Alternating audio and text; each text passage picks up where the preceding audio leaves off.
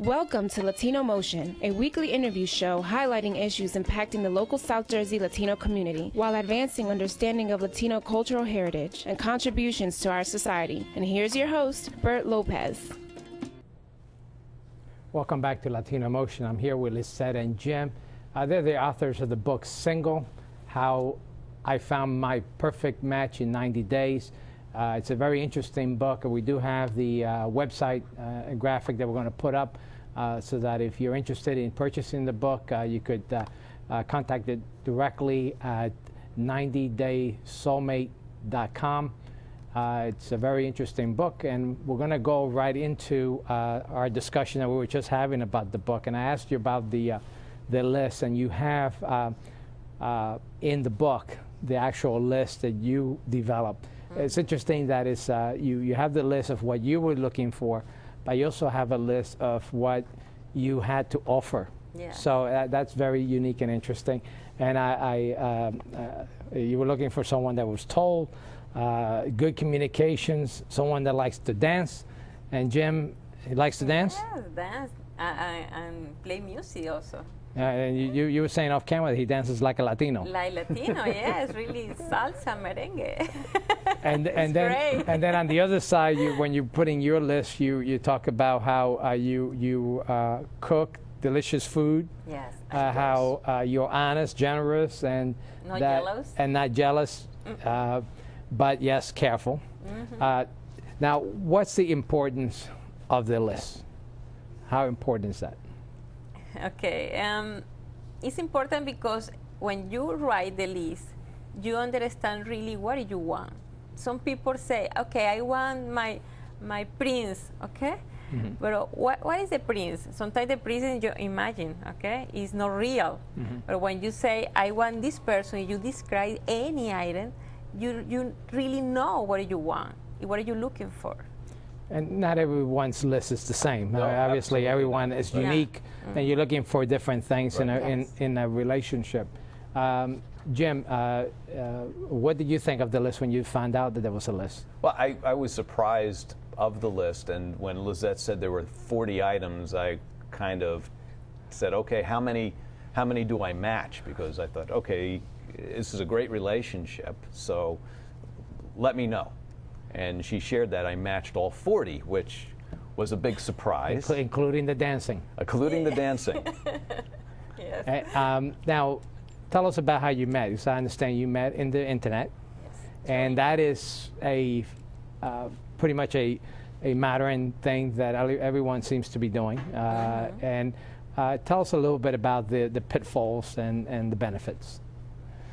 Yes, we have both, okay? We have a benefit because you can searching and filter specific what you want. If you go to the party, for example, looking for your boyfriend or your girlfriend, you need talking for a lot of person, you need interview, you need invest time. Maybe the 5 or 6 person that you know, you take a match one or nothing.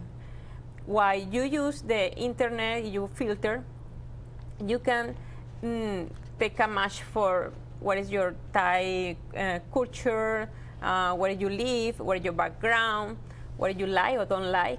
It's more easy for the filter. Is it the good? For the bad, maybe you find this use the bad, better. we talked about that a little before. Mm-hmm. The bad is, are the people telling the truth? Mm-hmm. Yeah. The bad is, people sometimes just go by pictures. Oh, you know, that person looks cute. I'm going to send them a wink or whatever it would be for that website. So the pitfall is having someone put false information down. Mm-hmm. The benefit is, like you were saying, going into a party to meet somebody. They could be lying to you there too. They could be lying to you there too. But there's only 20 people in the room. On the internet, you may have a million people on one of the dating sites. And if you filter that down to 200 that are good prospects, you'll have to take a little time going through there, but you can find somebody who matches what you're looking for. Now you cover this in chapter 10 of the book, so it's an important avenue for meeting people. And we were talking earlier as well that you also implemented your list while you're chatting with those individuals. Yes. So you kind of did that to find out a little bit about Jim, to see if he met your list. Yes, the system for when we met said we have a 90% compatible. Now, you talked about dating disappointments. Tell us about what are some of the dating disappointments. Well, I think one would be that, and anyone who's dated probably has this disappointment, is that the person you meet is not the person in the photo. You know, it's the photo from 22 years ago when they graduated from college, and here they are, you know, now they're bald. More fat. Or more heavy, or something's changed. That could be one. Or they say they like to do something because you've been emailing back and forth, and they say, oh, I really like this, but all they've been doing is echoing what you like because they want you to like them. Right. And now you start dating and you find out they never really liked that thing that they said they did. This is usually say this, the time for promotion. Okay, you have one time the promotion, but when you take a product, it's not real. You skim through all the promotion and see what's really underneath the surface. Right. One of the other things is that people often say that I attract the wrong people. Is that true? Are people really, there are certain people that just attract the wrong person? Well, this is something that we discuss in the book, and one of the reasons for that is that some people, when they say they attract the wrong people, they could also say they are attracted to the wrong people, but they just don't know it when they're first attracted to them. What happens with some people is they're used to having a relationship with a certain type. And so when they meet a new person, they only recognize somebody that could be a potential relationship if they have similar qualities to a past relationship, even one that turned bad. So the initial attraction is, oh wow, I have these feelings, and they start dating, and the date turns bad.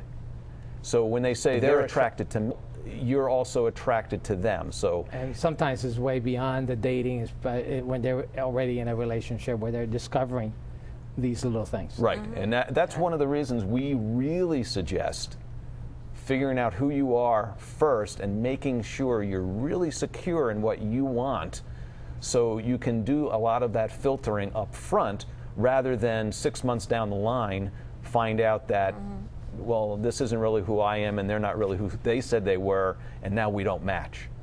And you know, you cover a lot of this. We're going to want to talk a little bit about the spirituality aspect of it, but you really focus on a real method similar to what a business plan in terms of your dating relationship. Yes. We're going to take a quick break, and we'll be right back with more Latino Motion.